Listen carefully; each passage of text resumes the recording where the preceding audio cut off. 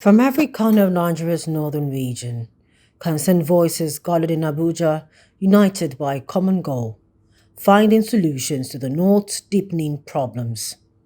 Insecurity, poverty, and the staggering number of out of school children were at the top of the agenda. At the regional roundtable with leaders of the House of Representatives, participants pushed for a revival of the United Ariwa spirit, a force they believe is key to reversing the North's downward spiral. What is the National Assembly doing to bring back the glory of the North that we were told about 30, 40 years ago? When you mentioned the name Arewa before, it's a brotherhood. Today, it does not exist like that. What are we doing to curtail this menace? The bill for special seats for women is before the bill. This might not be the public hearing for bills, but I just want to use this opportunity to ask that you give this bill a priority. Education also took center stage. With more than 18 million Nigerian children out of school, most from the north, officials said the crisis must be addressed now. Education has suffered a lot in terms of northern part of the Nigerian government that we have, especially our state governments. What we could say now is that we have over 18 million out of school children in Nigeria. A larger percentage come from northern part of Nigeria. We have what we call also learning poor, which we see a student graduating from primary, secondary, up tertiary level, cannot even write a single sentence. I would just like to thank the organizers of this event who thought it necessary that they should engage with citizens of Nigeria as representatives of the people to hear from us what our issues are, what our problems are, and our challenges. Speaking on behalf of the Speaker, the leader of the Northern Caucus in the House, Alhassan Dogowa, said the problems of the North are national in scale and will be tackled as such. This gathering, therefore, validates our pledge to nurture collaboration, inviting participants to share incisive perspectives, propose viable solutions, and enrich our legislative agenda with their invaluable contributions.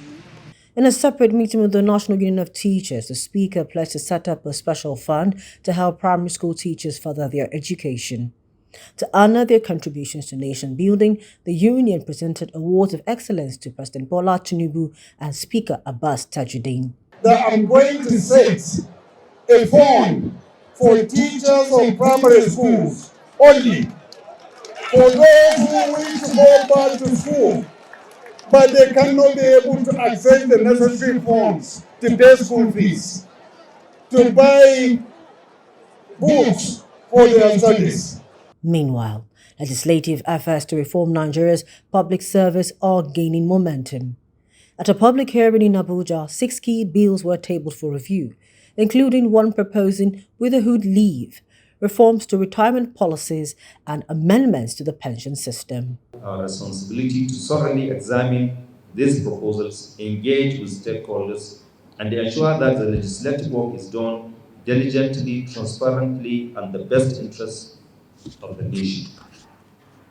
Representing the Speaker, Salisu Majigri, announced plans to overhaul retirement policies and introduce stricter measures against age falsification in the civil service.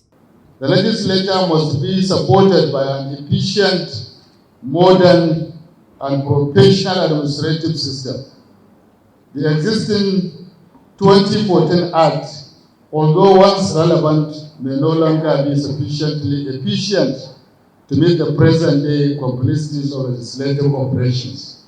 The Nigerian Labour Congress backed the proposed widowhood leave policy, demanding a minimum of 30 working days, fully paid, with an option to extend.